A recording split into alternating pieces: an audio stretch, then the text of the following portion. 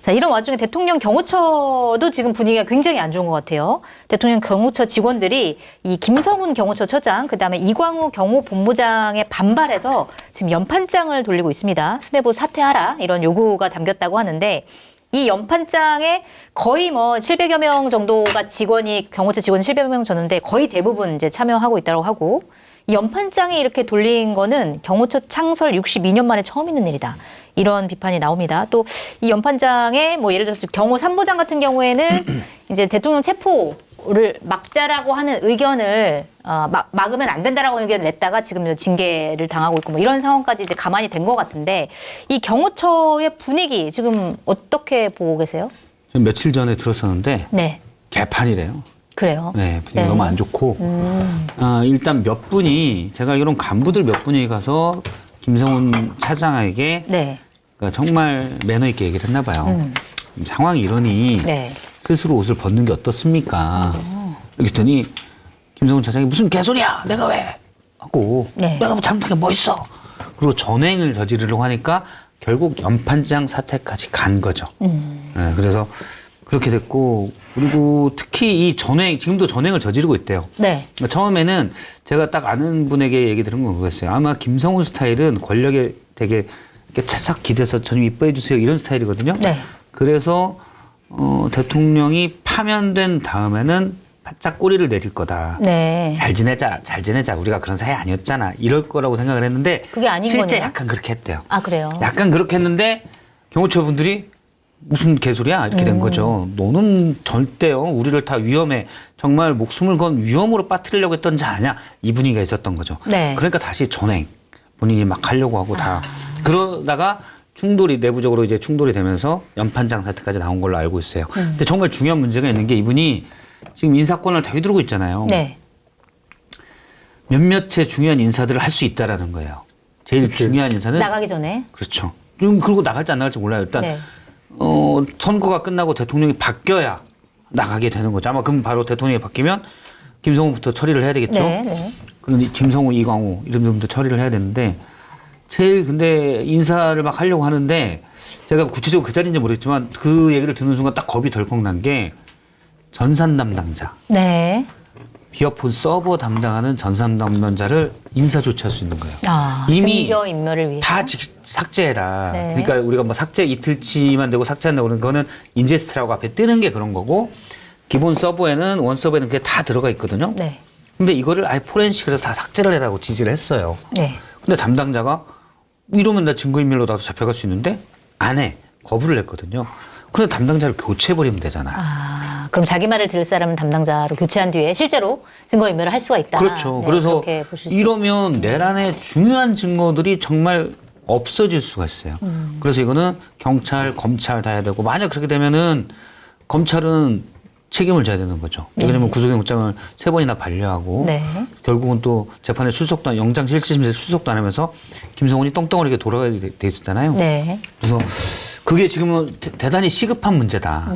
네, 연판장도 있지만 사실은 뭐 꼴 보기 싫어 뭐 이런 것보다는 이자가 비어폰 서버를 어떻게 할지 모른다. 네. 그게 이제 중요한 거죠. 알겠습니다. 경호처 상황 어떻게 보고 계세요? 뭐 잘 설명해 주셨고 네. 이럴 수도 있을 것 같아요. 그러니까 새로운 대통령이 딱 이제 선출이 됐어. 경호처 책임자 누구예요? 김성훈 처장. 김성훈이잖아. 네. 김성훈이 딱 나타나가지고 새로운 대통령한테 충성! 저희 경호 준비됐습니다. 그 모습도 볼 수 있을 것 같아. 그래요? 어떡할 거예요, 그러면? 서버도 막 거지. 서버 여기 있습니다. 잘 보관했습니다. 이렇게 막 하는 거예요? 아니, 그러지는 않을 거고 네. 저희가 앞으로 잘 모시겠습니다. 이럴 수 있죠. 아니 근데 안 그래요? 경호처 직원이라면 사실은 그렇게 하는 게 상식적이죠. 왜냐면은 대통령 누구든 대통령이든 대통령을 모셔야 되는 거니까. 그럴 수 그러니까- 있겠네. 차 한 20대 쫙 돌려가지고 그렇지. 트렁크에다 다 풍선 넣어서 충성의 뜻을 대통령님 보여주는 입성을 거예요. 환영합니다. 뭐 이렇게 그 풍선 몇 명 터뜨리고. 이제 작살로 해 이제 이렇게 하고 막 그럴 수도 있지. 폭죽 작살 터뜨리고 그렇죠.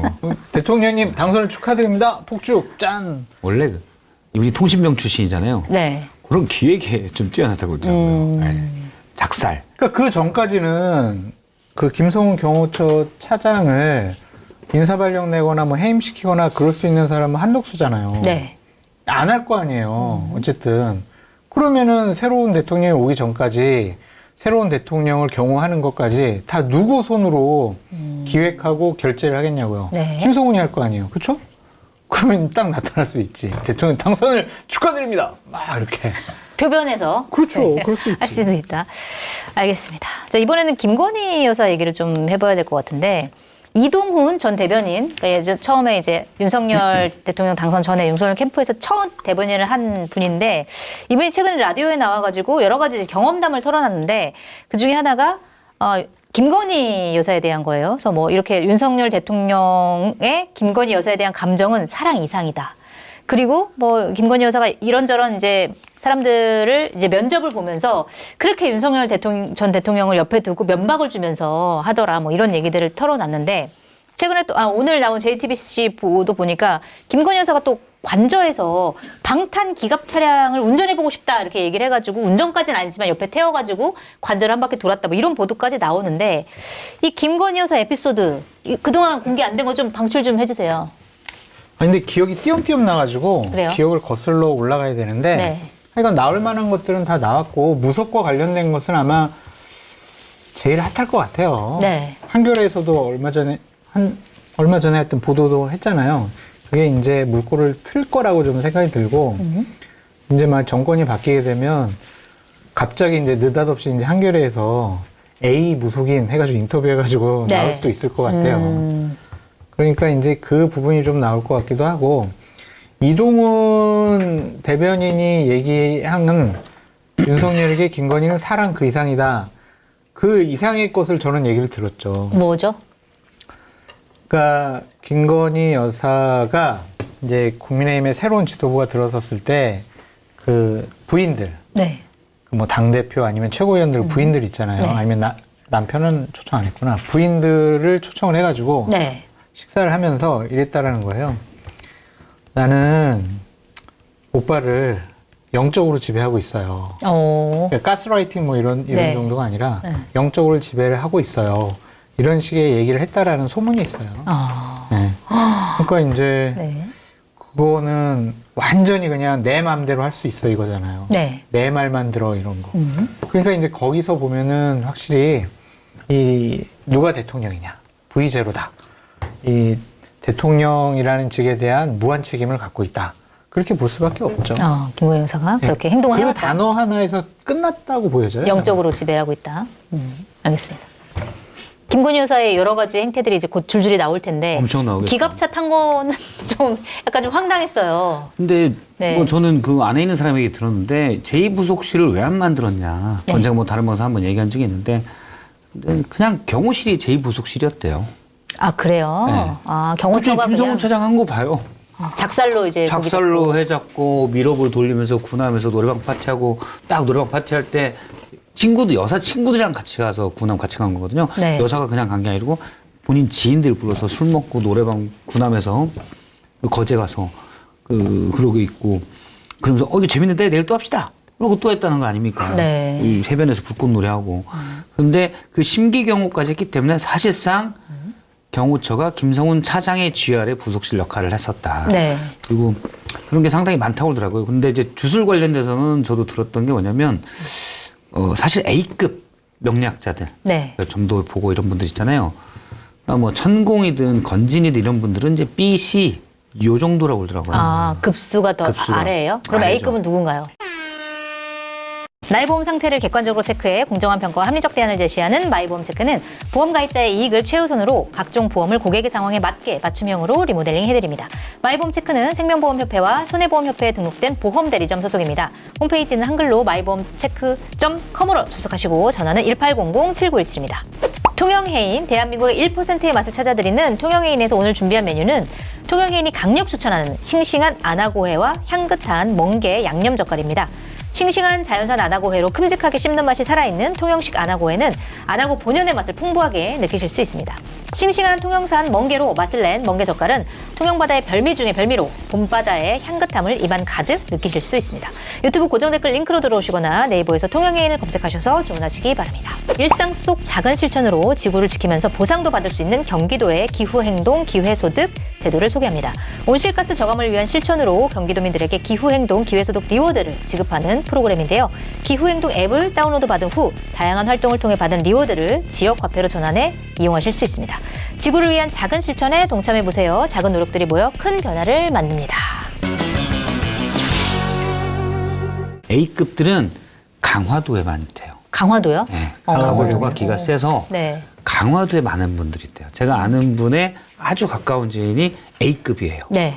그런데 그분 A급분한테 직접 들었다고 했는데 정권 초기에 이 명리학자들 주술 그 A급분을 제가 그냥 무속인이라고 하기 뭐하니까 명리학자라고 얘기하는 건데 분들에게 뭐 좋은 사람 있으면 추천해줘.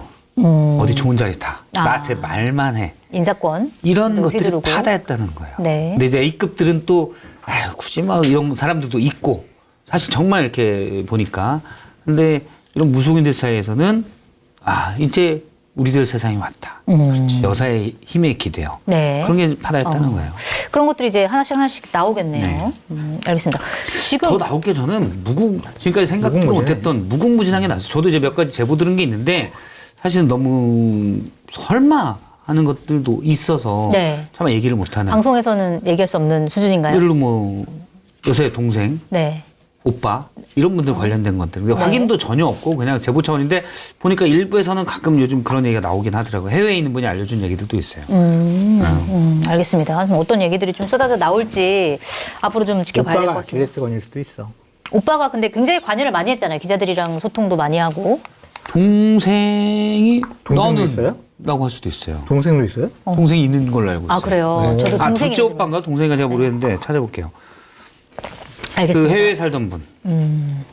자, 그리고 지금 이 와중에 명태균 씨가 보석으로 풀려났습니다. 명태균 게이트가 약간 좀 잠잠하다가 다시 또 이제 불거지는 거 아니야? 이런 이제 시선들이 많은데 뭐 추가 폭로 이런 것들이 좀 나올까요? 어떻게 없을 될 것 같아요? 같아요. 그래요? 그냥 조용히 있을 것 같아요. 본인 재판도 있고 또 이제 대선 국면이기 때문에 뭔가 본인이 막 누군가를 저격하는 듯한 발언이나 메시지나 증거자료 내세우면 또 다른 법적 조치를 당할 수가 있기 때문에 네. 우리 좀 조심하지 않을까. 저도 그저께 전화했더니 안 받더라고요. 그래요? 어제구나. 어제 전화했더니 안 받더라고요. 박 실장님 지금 전화 한번 해보세요. 누가요? 명태균 씨. 제 전화 안 받더라고요. 기자들 전화도 안 받는다고 그러더라고요. 받는 거 아니에요? 이러다가. 받을 수 있죠. 위로 좀 해줘야. 전화하신 동안 김건희 여사는 언제 검찰에서 소환을 할까요? 많은 분들이 곧 할 거다라고 이제 얘기를 하는데 조율을 해야 되겠죠. 전화 받은 줄 알고 깜짝 놀랐어요. 그게 이제 시점상의 문제라서 네. 별로 우리가 궁금해하지 않아도 될 것 같아요. 안 받네요. 네. 명태균 씨는 나왔지만 전화를 받지 않으신다. 네. 왜 추가 폭로 휴대폰 보면서 이러겠지. 성태야, 내가 지금 공덕보차 보고 있다. 네가 내가 전화한 거 보고 있다. 소명인 안 하고 이렇게 주문하신 거 아닐까요? 이 자식들 뭐라고 떠드나 보고 있다가 결국 나한테 전화 이것들이 이러셨어요. 그럴 수 있겠네요. 그럼. 명태균 씨가 장성철 소장님 방송을 많이 봤고, 네. 예. 그리고 저랑도 몇 번 통화를 해서 저한테 고민 상담도 몇 번 한 적이 있거든요. 그래요? 그래서 새로운 거 뭐 내놓을 가능성이 없어요. 있을까요? 그냥 어떻게 해야 돼요? 그래서 아니 다 털고 가셔라. 그렇게 얘기한 바 있죠. 알겠습니다. 어쨌든 지금 구속에서 막 풀려났으니까 지금 조용히 있을 것 당장 같아요. 얘기하기에는 뭐 쉽진 않아 보이긴 하네요.